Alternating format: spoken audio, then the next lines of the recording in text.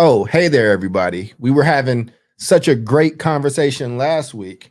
We wanted to, you know, continue that conversation and be able to go a little deeper. But here's the rub today is just me and Mr. Odale himself, Omar Yanar. So you should probably tune in to see what we do when we don't have any adult supervision on the other side. That's right.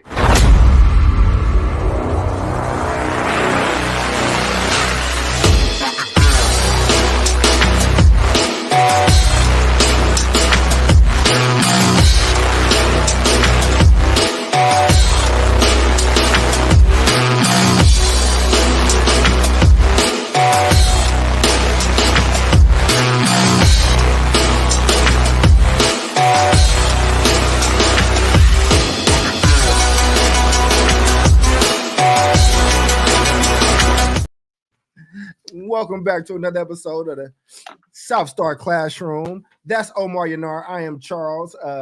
Our two other colleagues are traveling and not able to join us. I don't know. Jubilee might pop in, but I doubt it. I know she's still kind of caught out there on the road. But, we have been kind of playing around with doing this super political show. That's not going to be this one, but we're still going to do it. Blame me. I've been busy. I've been on the road. But let's do our check-ins first and make, the adults proud. Just because David and Jube are not here, we were honored what the adults would have us do. How are you doing, Omar? Man, they love their check-ins, man. They do. So, they love them. They love just finding out, how are we doing as human beings? Did we have that moment just to say we are human and we got to love each other?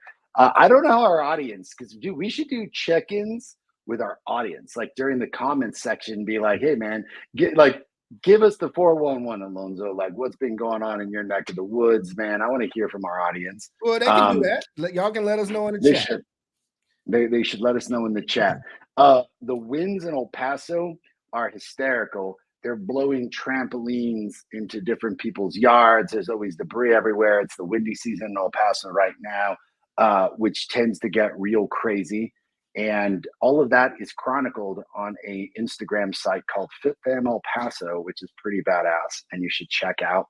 But I got to tell you, I think there's a ton of, and we can save this for the political show. I think there's a lot of news about what's going on with the migrants, and I am dead center of what is going on with the migrants being here in a border town in El Paso, and it's overexploded by far on the news, like crazy over exploded. Although I will say that we should check in about that sometime, because there's some truth to what's been going on, and we got to have a talk about comprehensive immigration policies and how to make them right and how to get them settled. But we'll save that for the political show. Charles, what's up with you? It's been a constant topic here in the Chicagoland area. I'll tell you that. Definitely constant. I'm good, man. I have, I think traveling has finally caught up. We had a great time in Oakland, the press conference. I think I sent you all that news clipping just of the work we were doing there around. Basically, we talked about on this show before, right? Like inflated grades and lack of proficiency and pushing our school board to actually make some improvements there and being able to hold them accountable. So, that was interesting. But I think travel has caught up to me a little bit. I got this little nagging cough. It's not, and my voice is a little crazy. I don't feel bad per se, but I might have the little dry cough a few times. I should have re-upped on my tea before we started, but it's okay.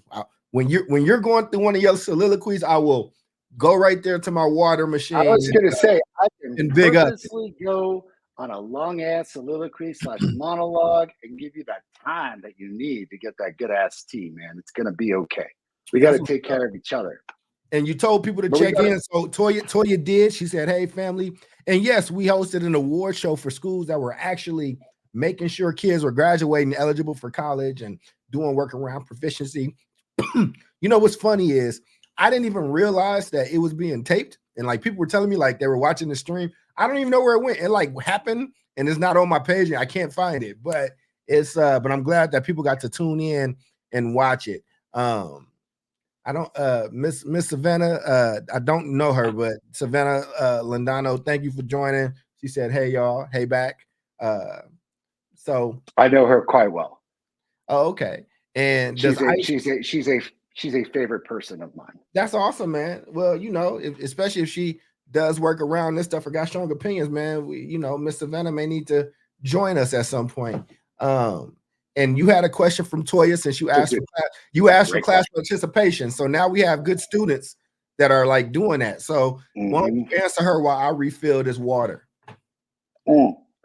I got you. Does ICE raid schools? So back in the 90s here in El Paso, and I am going to definitively answer the question, the Border Patrol got into some deep shit, Mama Toya, because they were illegally coming into schools and basically targeting kids, specifically at a place called Bowie High School. An old family friend of ours, Paul Strausen, was the principal there. And Paul was incredible. This guy was like a tour de force. We miss him immensely in this community and as an educator. And he not only basically was savvy enough to know the rights of the kids and push Border Patrol out, but start a very large scale lawsuit that essentially said that Border Patrol and ICE specifically do not have the rights to invade schools. Here's the rub, Toya, and this is where it's going to go to like the Supreme Court. Does ICE have the right to raid schools? The answer is no. Have there been ICE raids on schools in El Paso specifically? Not that I've been aware of. If ICE raids a school in the state of Texas, do they have the right? The answer is absolutely not. What the governor of Texas recently passed, Governor Abbott, he passed a pretty controversial law that said that basically any law enforcement agency, dude, police, Border Patrol, ICE, anyone with some sort of badge can outrightly just arrest anyone they suspect of being an illegal immigrant. So do they have the right to invade a school? Absolutely not, because under Texas Education Code, that is a ludicrous violation of the safety and the availability of that principal and or superintendent to conduct a safe and peaceful day at school. So they can absolutely not, by any stretch of the imagination, legally, both statewide or federally, raid a school.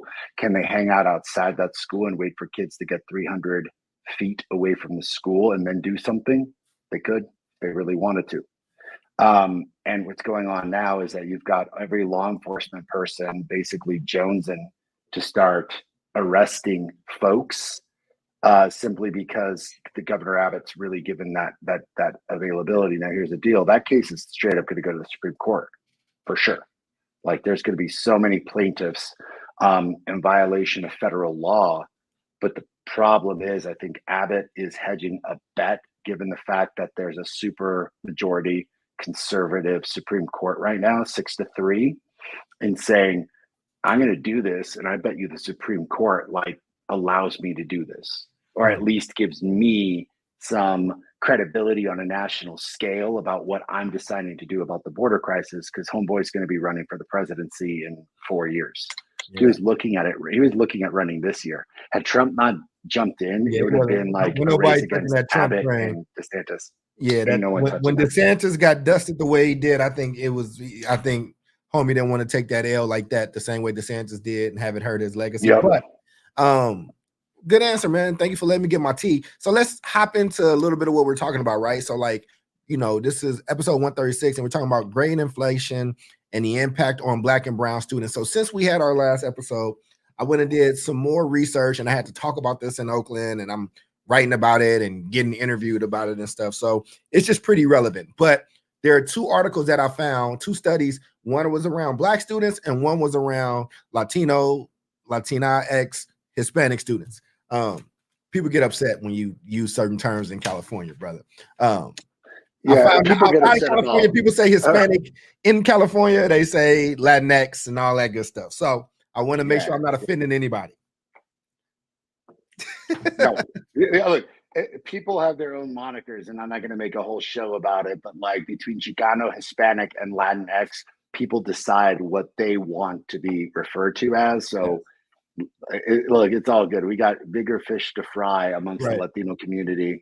And this report used Latino, so you know that I'll just say that Latinx. That's what people like. but the older generations don't use it. Yes, and they've told me why they don't. And I think it's very interesting. Kind of sucks that the old heads have just been pushed out. But anyway, let me go through some of the notes. Here, first from the Black study. Nationwide, Black student graduation is at a low of 42%, but it's improved by 3 percentage points over the past 2 years. Over the past 7 years, Black student graduation rates have increased. This is for college, right? Yes. Got it. This is all about college, university. Had increased at almost all of the nation's highest ranking universities. The income gap between Blacks with a 4-year college degree and those without it is substantial, with degree holders nearing income parity with similarly educated whites. Remember that stat. That's really important because people like to say college doesn't matter anymore. Black women outpace Black men in college completion with current rates as 46% for women and 35% for men. High-ranking universities often have strong commitments to race-sensitive admissions and tend to show high Black student graduation rates, debunking some claims against affirmative action. Here's one that you might find that a little interesting from your alma mater. Harvard University currently has the highest Black student graduation rate among U.S. colleges at 95%. Factors influencing Black student graduation rates include the racial climate on campus, geographic location, curriculum differences, financial pressures, and family and cultural issues. Among historically Black colleges and universities, or HBCUs, Spelman College has the highest Black student graduation rate at 77%. The graduation rate for Black students at HBCUs is generally lower than at predominantly white institutions, but some HBCUs outperform several high-ranking predominantly white colleges and universities, and trends over the past 7 years show improvement in Black student graduation rates at both high-ranking universities and HBCUs, with some exceptions. And we're not going to go super deep into this, but before I go into the Latino side of this, any commentary off of what you heard? What stood out for you? Yeah, I think a couple of things stood out. Thanks for summarizing it, right? I think I want to just put an exclamation point on the income disparity between Black folks who graduate with a 4-year degree and those who don't, because you made a very clear statement about, like, some people say college doesn't matter anymore.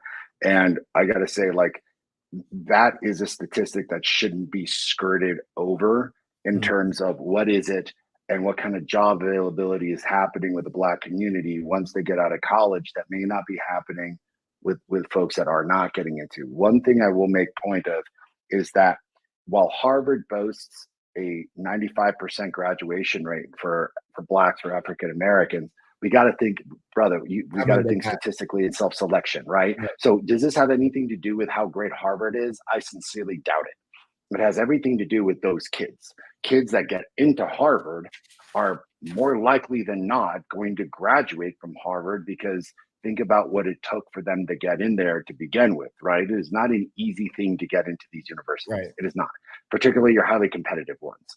And you're competing. I mean, like, I remember when I applied to Stanford, it was ludicrous. It was something like 60,000 applicants, and they admitted a class of 1,500, knowing that about 1,300 were going to go there. And the other 200 were going to show up to, like, Yale or Princeton or whatever. Like, think about that statistic. Stanford now has something ludicrous. It's like over 75,000 applicants. They're admitting, 1,500 kids. It's less than 4%, or less than 5%, meaning you're getting a lot of really talented kids. Thank you, Mama Toya, to get into Harvard. Mm-hmm. So I think the statistic that we should look at is Spelman, because what's going on at Spelman that is doing better than a lot of the other white institutions and a lot of the other historically Black colleges, that's what we should be seeing. And that's what we should look at to be like, that's something indicative, because I don't think it's Harvard that's doing anything to increase that rate. I think the kid is doing it. At Spelman, I think it may be the college that's doing something. Yeah, I think it's a little bit of both. I think it's you get those determined young people, but they have those structures in place to kind of help and systemically have those things. And like you said, the self-selection is just very different. Not that Spelman's not easy to get into for a Black woman, or actually they have to accept women that even if they're not Black, but they have it's clearly stated in, like, their mission of what they're trying to do and who they're trying to serve. All right, before we go a little too deep into that, I'm going to read the article that was around Latino students, and it's called "How Can Colleges Close the Latino Graduation Gap?" Excellencia in Education aims for 6.2 million more Latino degrees by 2030 to close the graduation gap. Despite an increase in Hispanic students pursuing higher ed over the last 15 years, Latino, I'm just going to use Latino because that's what they write. It's all good. Don't yell at me. All right. Latino students still graduate at lower rates and drop out at higher rates compared to their white non-Hispanic peers. Enrollment rates are similar for Latino and white students. The enrollment rates are similar for Latino and white students, with 21% for Latinos and 23% for whites. There's a significant graduation rate gap at four-year institutions, 52% for Latino students versus 65% for white students, a 13-point difference. At two-year institutions, the graduation rate gap is 5 points, with 33% of Latino students graduating compared to 38% of their white counterparts. Even in states with high K-12 Latino populations, Hispanic colleges graduation rates lag behind those of white students. Challenges for Latino students include the financial strain of college costs, with many working while enrolled to support their families and make ends meet. A concerning trend is the high percentage of Latino students who start but do not complete their degrees, with nearly 1/3 at four-year institutions and 45% at two-year institutions no longer enrolled after 6 and 3 years, respectively. Let me break that down for people. What they're saying is when you look at 4 years and retention, what we tend to look at is, did you finish in 6? We try to account for a lot of people finish in 5 or 6 years on a four-year institution. And in two-year institutions, we look at 3 years to see, usually if you don't come back within that 3-year period, if you don't finish 3 years from when you start, the data says the chances of you actually going back and finishing is very low. That's why they said it like that. EdSurge highlights the consequences of dropping out, including student debt burdens and difficulties in re-enrolling. Opportunities exist for higher ed institutions to support Latino students who started but haven't finished their degrees.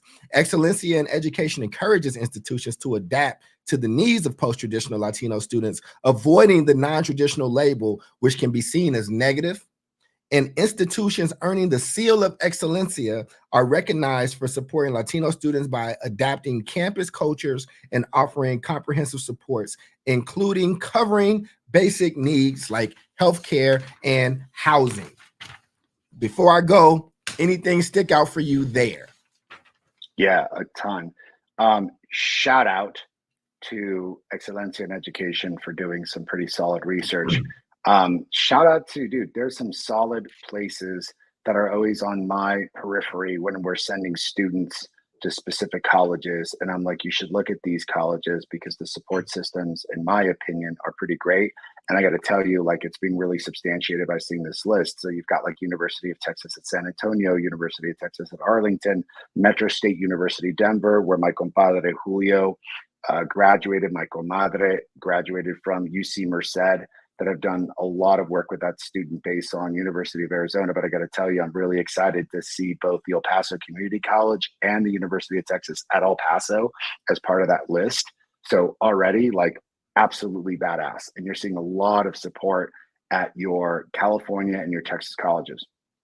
Here are a couple of things that really stand out to me is, one, what the hell is going on, right? Like, why are kids dropping out at these highly exponential rates? And one of the things that the article may or may not talk about are two things. One is culture. And I can break that down into two different things. If you're coming from a predominantly Latino community, bro, it's a little bit different than a bunch of other communities, right? You are not used to the mainstream America. You are in a incredibly Latino city like El Paso. El Paso is 85% Latino, bro. 85. All right. There are sections of El Paso where you don't hear English. Like, it is just straight up Spanish. The majority of my students at EPLA are emerging bilingual, doc, meaning I've got over 80% of my kids that are still learning to speak English, right? That is a huge cultural shift, because then they go to a college and it is away from their community. It is away from what they know. Like, people are not speaking Spanish at these places predominantly unless you're in certain groups, and it becomes culture shock. And that is a radically different thing to deal with. Now, does that happen in the Black community? Maybe. You know better than I do, Oh, Doc. it does. Yeah, culture is a big thing. And I mean, you actually, not to cut you off, but that was a great comment because it segued into the question, right? When I looked at both pieces, that was the first thing that came up was the cultural and community values piece of it. And basically, and last week we kind of had these questions, but you and Julie were talking a little bit more about K-12, which I think is important, and that's what we do. But I wanted to make sure we were talking about this cultural and university, post-secondary type of situation. So cultural and community values, how can universities better understand and integrate the cultural values and community responsibilities of Black and Latino students into their support services? And I think you were kind of heading into that place. So let me not stop your flow and let you go ahead and, I like that notion that I'm kind of interviewing you. It's kind of cool. No, man, not at all, man. Like, this is our show. I like it though. How can universities better understand and integrate these values, right? Two things. One, I think what universities hopefully are beginning to really understand aren't just the cultural precepts, right? Which is, you're going into a place and you are so used to being around Latinos and Latinas or the Black community, and particularly for Latinos and Latinas that are speaking Spanish predominantly, and then they go into a radically different place. It is confusing. It is culturally difficult. It is culture shock. So places, Stanford, I'll just use an example because I went there. They have a whole thing for the Latino community called Casa Zapata. So it is a dorm that you can choose to stay in if you so wish, that is predominantly Latino. And people there are Latino, they speak Spanish. It is culturally appropriate. And it's like, if you need this resource, if you need this bridge to get from where you came from in your culture to where the predominant culture of the United States is, here is a support service. Where I think a lot of the people on this list and Hispanic serving institutions go above and beyond. So you're talking about, UTEP is difficult because the majority of kids at UTEP are Latino. You can, in fact, it's funny, you can get a minority scholarship at UTEP if you're white, which is like straight up real, by the way. But if you're talking about places like University of Arizona, Arizona State, even Metro State University that in Denver, that supports a pretty high level Latino community, what you're talking about is three central factors. One, financial aid. So we talked about that already, the financial component. And it's not just about providing financial aid, it's an understanding that a college kid is making the determination if they're Latino or Latina every single day as to whether they should stick around, because every day that they're at that college, Doc, is a day that they're not earning income. And then what's going on, this is the second problem within the Latino community, is the cultural component, both from I'm dealing with the difficulty of culture clash and culture shock, but then their own culture, their moms, their dads, their abuelitas are like, why did you leave? So you deserted us. The Latino culture is extraordinarily close. And to have a son or especially a daughter leave the house, bro, that is like mind blowing, especially if you're the oldest Latina. Like, it is misunderstood in this country how difficult it is for the oldest Latina to leave the house, because their responsibility is basically, you're the second mom in command. If I'm a mom and I'm working, you're the one taking care of the kids. You're the one cleaning the home. You're the one who needs to be earning extra money. So then there's a constant pull factor back to the community. So what is the college doing to push? It can't just be, we're going to provide you financial aid.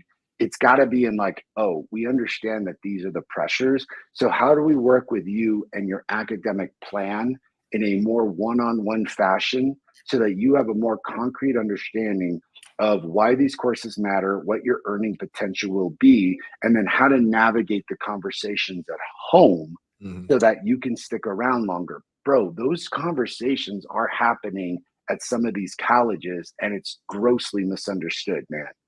So those are big things that pulled out. But I want to kind of jump into the Black community and your thoughts, man. Yeah, I'll stay here. I don't think it's very different.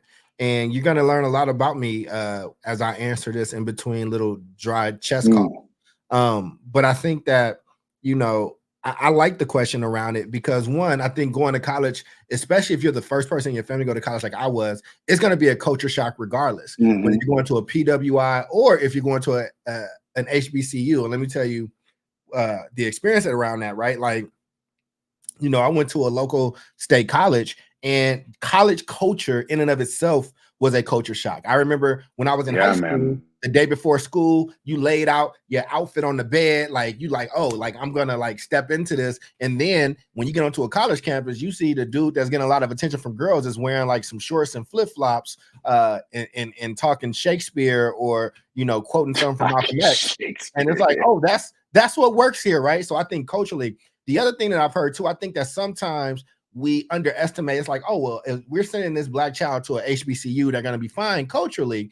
And I think for the most part, you will be, because there is a shared quote unquote black culture, which is huge and not monolithic. But if you are a kid that grew up in Oakland, California, or the Bay Area, like I did, and a lot of my friends did, and you're getting shipped out to a HBCU that's in Atlanta or in the rural South, it's a different culture than what you're used to, like Greek culture. Like I have a lot of friends that pledged, you know, fraternities and sororities. I'm not part of that lifestyle. I don't have a parent that did that. So I'm looking at the rituals that they're doing, and I'm like, yeah, this is different. This is kind of bugged out. I don't even want to like engage in this. You feel me? But I just think that part is kind of important to say. But I will tell you this about the pulling back home piece. This is where you're gonna learn something about me and the people out there, and you might not like it. My parents were, while they were very proud of me going to college, and you know, and my family was very proud. Like I said, I'm one of the first in my family to do it. You know, I would get these calls from my mother every few weeks, and it's a report on what's going back, but it was always like negative. It was always something going on with cousin such and such, or these people had an argument, or this, or it's just we struggling. And I just had to tell my mother one time, like, I can't do. You got to stop updating me on it, because like a lot of my friends did go back home. A lot of the black people I went to school with left, and they went home to go take care of something. But somebody did tell me early, like, if you leave, you're not going to be able to finish and build the things to help them in the long run. And to be quite honest, you piss poor right now. What are you actually even going to do if you leave now? And it took me somewhat not shunning my family, but having to establish some very solid and clear boundaries around the type of news I would get and hearing, and what impact that had on me while I'm taking 20 units. I also worked full time. I had a work study job, and I worked at the mall at the shoe store. Shout out to Shoe Plus at Bayfair Mall, which doesn't exist anymore. Used to get robbed there all the time, right? But those are the things that you had to do. So I think when you talk about what can these universities do to better understand, I think what they did that helped me is that they had people that looked like me that went through it, that were also first, and who could kind of talk you through these things and kind of coach you, who could help you make those tough decisions, or if you feel in some kind of way, can kind of like understand the situation and notion that you got. Because listen, you are deeply rooted into your culture, but if you were on one of those campuses and it was a Latina young lady and she had different familial type of responsibilities at home, Omar might be helpful, but even still, right? Like, he's still a dude. Like, she might need somebody that was a young girl who probably was also first, who can kind of help her navigate that. Or how do you explain this to your people without, shunning or offending them, or whatever the case is. So I think it's exactly what you said. I think that you got to create that space, and you got to set up for people to be able to mentor. But I would also say this to our people. All of that shit is nice to haves. And a college or university may or may not do it, and I would not expect them to do it. So in lieu of them not doing it, what would your plan be? Like, I wrote a free book to other young black men like me, because those services weren't always there until later on, when I almost did leave that place. And I think that we keep wanting or expecting on some level for these institutions that have never gotten it right, that have never been able to hold it together, to like all of a sudden one day wake up and then they got all these services. So I applaud them when they try, when they do, when they succeed, and even when they fail and they correct. But how are we as a community pushing those people? How are we pumping them up? How are we showing love to that young Black kid who decided to go to college? Because I'll tell you this, and a lot of people might get upset. I grew up around a lot of drug dealers who was my friends, and I loved them. I got a lot of friends that went to jail. I promise you, I saw people get way more love coming back from jail than they did visiting from college or the military. Mm-hmm. Culturally, I think that's something that a conversation we got to have internally, that we got to talk to each other about. And that's one of them conversations I don't know if I'd have in front of white folks. I mean, look, Chris Rock mentioned it, right? Like that was one of his like major specials. Is like, oh, you got your masters. What you think about masters now? Let me ask you this: can you kick my ass? Mm-hmm. Like Chris Rock had a whole thing. You think you better than us now? You think you better, Joe College? No. Yeah, and sadly, look, two things. One, you've got the conversation because, like, sadly, with the Latino population, especially in El Paso, who I love the El Paso people and I love this city.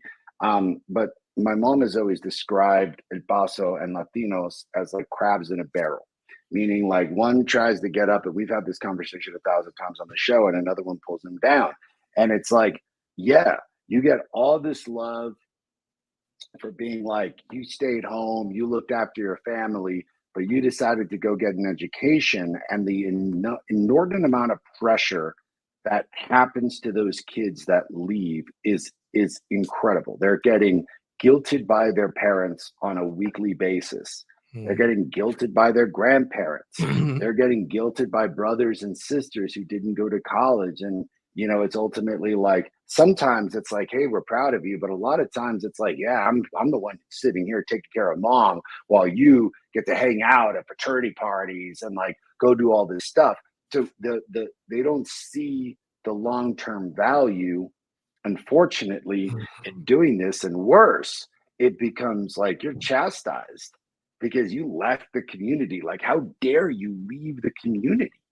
And that's why, like, what UC Merced, UTEP, the University of Texas at El Paso has done very well is like, those are real big commuter schools. Right. And it leads to what Alonzo is talking about in the comments, is that it solves one problem in that you get to stay home, but it creates a different problem in that you're going to college, then you go to work. Then, exactly as you said, then you come home and you may be doing housework or even more job work. And then when you got time, maybe you've got time for schoolwork, and people just burn out. So what colleges have tried to do, and this is better done really through a program. If you've all ever heard of Posse, my boy Leroy worked for Posse for years, and it's an incredible program because he wound up doing it himself and then worked for Posse for, I think, 7 years out of college, and then did maybe 2 or 3 years with them after grad school. And the idea of Posse,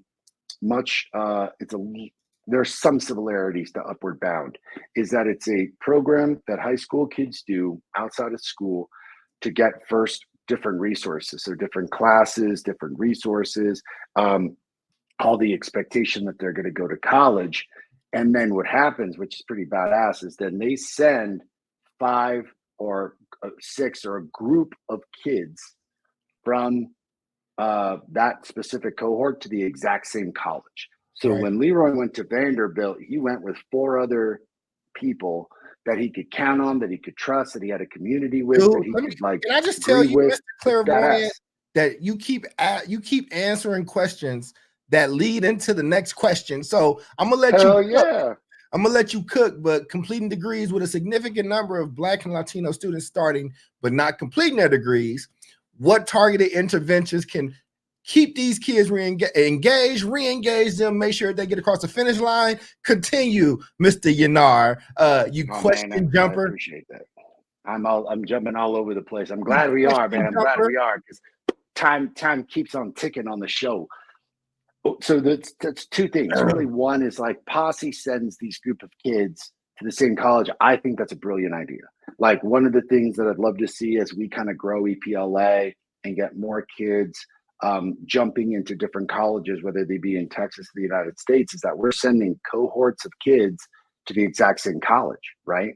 And being like, hey, listen, like, and I want to answer Crystal's question really well, because what Posse does really well, what Upward Bound does really well when they were doing it on El Paso, is that they were creating relevance. So if you're doing Posse, if you're doing Upward Bound, they're figuring out, what are you passionate about? Like, what do you care about immensely? Why do you need to go to college? What is it that you're going to study there that you can't get in the real world? So they create an incredible set of relevancy, because all too often what happens in the Latino community, and I probably think the Black community, is that they go to college just because they're told that's what you do. Oh, there's more money if you go to college. That's the next step. And they go and they're like, I don't know what I'm doing here. I don't know how to choose classes. I don't know how to navigate this system. I don't even know what I'm even curious about. I don't even know how to find out what I'm curious about. There were some of us who were lucky. You know, my sister jumped into college knowing, I'm going to study English and political science, and jumped out with both degrees. You know, there are a lot of kids that jump in and have absolutely no idea why they're there. So, Crystal, you're right. It lacks relevance because the K-12 system does a terrible job of getting kids to understand, what are my interests? How do I develop relevancy in high school? And then use that to then jump into coursework that's going to be relevant in college. And I think Posse and Upward Bound does that a really good job. I agree with both of you. I agree with both of you, but I do have a gentle, loving push to both of you, who are two of my favorite people. I think it has a ton of relevancy, because for the stat that we both highlighted, which was the income gap between Blacks with a 4-year college degree and those without, is still substantial. It might be shrinking, but it's still substantial, with degree holders nearing income parity with similarly educated whites. And here's the thing. When I went to college, it wasn't, I went with what I call the great lie. I went meaning that if I don't graduate, I think I'm gonna end up back in these shelters that I came from. If I don't graduate, if I don't do school, I'm probably gonna end up in the legal system in some form or fashion, like so many other people, and especially men in my family. So for me, even if that wasn't true, I have a ton of friends that didn't go to college that are living great lives, making great money. But for me, it zoned me in to what I was there for. And now, consequentially, and what I do regret, I didn't do things like take advantage of study abroad programs. I didn't like play around with a bunch of different majors. I didn't do those things. I went on business, right? Like, I want to get done in these 4 years. That was like my biggest goal. I started as a psych major. I made a switch because it was not as cool as the pop psych class that I had in high school. And I switched to poli-sci, up to our poli-sci people, my poli-sci brethren right here.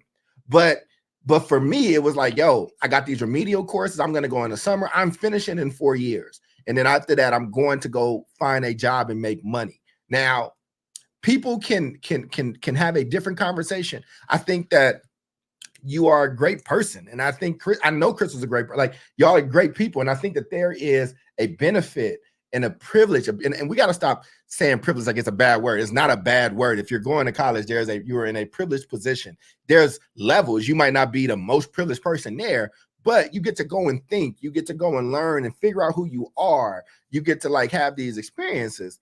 I just feel like the relevancy that it had on my life is that it was just another step in me grinding. This college wasn't built for my simple satisfaction. And again, I don't fault anybody for pushing that notion, I actually love where Crystal and Omar are coming from with it, because I think that's how kids should experience it. But the way that I needed to experience it so I could finish and not be like only 1 in 3 of the Black kids I started with finished. And a lot of people I started with did not finish. And not only did they not finish, they would have been better off never going, because now they got debt that they can't offload and they can't get forgiven because they didn't finish.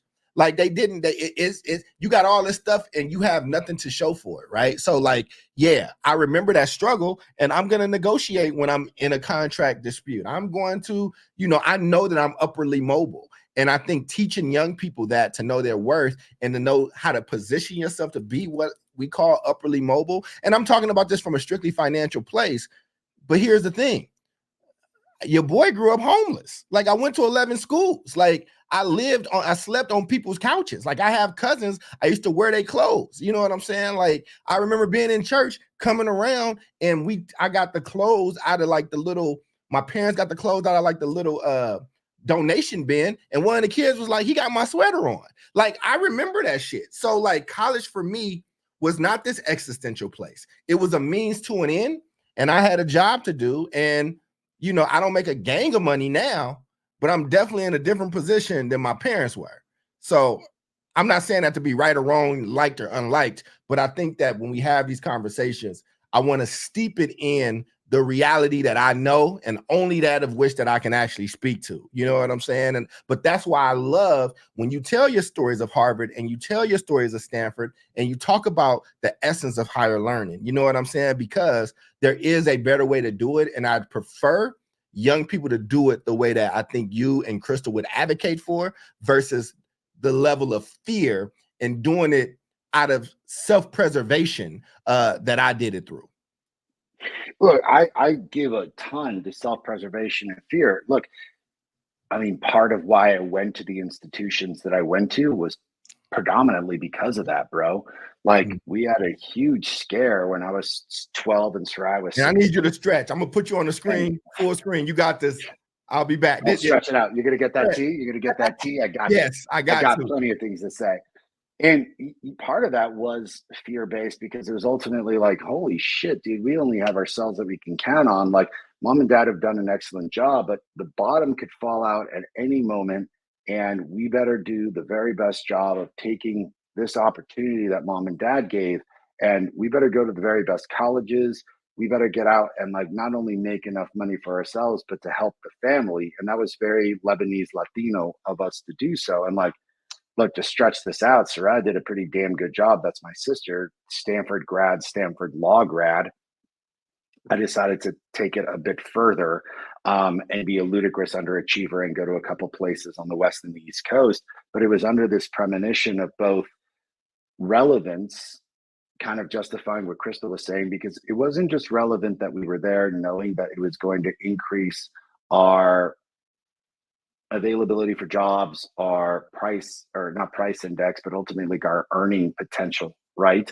It was also the fact that Sarai and I, had a concrete understanding of why we were in college, what we wanted to study, how we got ourselves there, because I think that there was relevance baked in already, because we knew what we enjoyed, we knew what we wanted to do.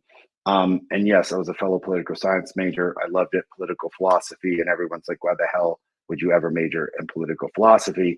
And if anyone watches The Daily Show with Jon Stewart and like current episodes where I guess a lot of people are failing to understand how democracy and the Constitution works, straight up political philosophy. But I think what Crystal and I are alluding to is really about, what am I going to understand in college that I don't have an understanding of, and how do I understand what this is not just for in terms of my earning potential or survival? It's about, I have got to be in it to win it, because I've got too many factors pulling me away from college. The income thing, the cultural thing, a family guilt thing, a culture shock thing. There's too many factors pulling kids away. And I think, what are the ways that we can target interventions? I would say it's not just financial, which is one, it's relevance. There are a lot of college programs that help kids basically dissect, what are you passionate about? Like even just doing an inventory. It's so easy for a college or even a high school to just do an inventory, to be like, hey man, take this test and it will spit out what you're really good at and what jobs correspond with that. And jobs that kids have never even heard of, because that's where I think K through 12 fails miserably, Doc, is like, kids only know like 5 freaking jobs. Yeah. It's like lawyer, doctor, engineer, car mechanic, nurse. That's it. Like, people have no idea about like the insurance companies and the fact that like you can make $75,000, $80,000 without a college degree, by the way, working in the insurance companies, just getting trained really well. People don't know about sound engineers. People don't know about like sports management. Everyone wants to be playing on the NBA. Right. How about running the NBA? I was gonna say Right. there's over 100 jobs associated with the NBA that pay very, very well. Like team training. I mean, and I know you have to leave soon. I know you have to leave early, so we're gonna end early today. But and I think but bringing it back to this K-12 thing and what colleges, how to fix that relevancy. I think you have to put young people in positions where things are not going to be super foreign to them, or they have some type of there's something that can anchor them where so they don't feel like an alien in a weird land, right? And so that's taking young people to trips to universities, different type of universities, just letting them walk around and see how that operates, or taking them to companies, different type of companies, right? Like companies that do require college educations and those that don't as well. Like there's a lot of entrepreneurs in all of these cities that we talk about, black and brown people that make really good money. Because let me tell you, there's a hot competition of who gets to mow our lawn here, right? And that might seem menial to some people. I know how much I pay, and I know if that person has everybody on this block, and I know that he has a company of landscaping. And if I need a tree stump moved, like I'm gonna pay for it. And he does incredibly well. I would dare to say he makes more than most people that I know, right? And that's running a business, and that's putting you in those positions. I just think that, again, man, we have to be dealing in places of reality without stopping people from dreaming. So again, I don't disagree at all with what you and Crystal said. I think what I was trying to offer was one person's reality versus what it can and should be. And I think this was a good conversation, because I think last week we kind of trailed off a lot into the K-12 space. But what I will say, just as we're listening here, man, the way that I will tie a boat onto that and let you get your final thought after this is where that proficiency and all that stuff matters. All these inflated grades and young people getting into a place where they think like I did, thinking that I'm on par, thinking that I'm in a good place. I didn't go to Harvard or Stanford. I went to Cal State Hayward, California State University Hayward, which is now California State University East Bay. And even there, I was remedial everything. But I had an AP English that all the years I did it. I scored great in all of my math classes. And to be honest with you, also, they're starting to take away Algebra 1 as an option for middle schoolers. I don't know if people have heard that, but I was really, really dope at math because I had an incredible math teacher, Mr. Brown, in middle school. I liked the people that I had in high school, but it was clearly a different level of proficiency in what the focus was. These things have consequences for young people, and everybody doesn't have the fortitude to go work that hard, get into a college, realize you've been lied to and bamboozled, and you're now behind. And now you have to not only do these classes, but you got to do these remedial classes, which don't count towards anything. And oh, by the way, you're on the clock. And if you don't pass them, you get 2 tries. If you don't, we kicking you down to the community college, which we know statistically you don't really come back from. I think it was less than 20%. So I think I didn't get to say that last week to tie it in to why that stuff matters, or even the real life, real world aspect of it, because it's college and career. But I did love this conversation. So why don't you take us home with your final thought, so you're not late for your thing, brother? No worries, man. Thank you. That was excellent. Look, I think that there's a lot to say again about that remedial situation, because that's yet another situation that our Latino and Black kids face, is that they get there and they're taking these classes and they're needed, but they're demoralizing, right? So like, what resources can we provide? I think summer bridges are really, really important. So I'll give you an interesting example. And I think Texas A&M, of all the places in the world, does a really interesting job of doing this. And it's not on the Excellencia in Education site, which is a little suspect. Texas A&M has something called Fish Camp, and everyone makes fun of it. It's like you're going to your cult, you're going to go to your pinchy Texas A&M and cheer for the football team and get into the weird cult-like mentality. But the cool thing about Fish Camp is it happens in the summer before freshmen show up. What are they doing specifically? 3 things. 1, getting kids to meet other students, handle the social component, try to really integrate them into the culture, because they're purposeful about getting kids in and getting them to stay, because it could be culture shock for everybody. You got kids coming from rural communities, kids coming from predominantly Latino communities, kids coming from Black communities. And it's like, let's find your group so that you've got a group of kids that you can stick around with that are your friends. And it's not saying you have to be friends with these kids, but here comes a solid support group. B, how do we identify your needs coming in? So then they're doing remedial classes in the summer. So they're not necessarily on the clock because it's happening before the clock starts. You know what I'm saying? They're coming in and saying, let's get these things done in the summer and let's cover them so that by the time the school year starts, you're with everybody else, which is huge. And that's for specific students at A&M. That's not happening for every kid. That's not happening just at Fish Camp. It's just kids that need it are getting that extra level of support, and it's happening in the summer.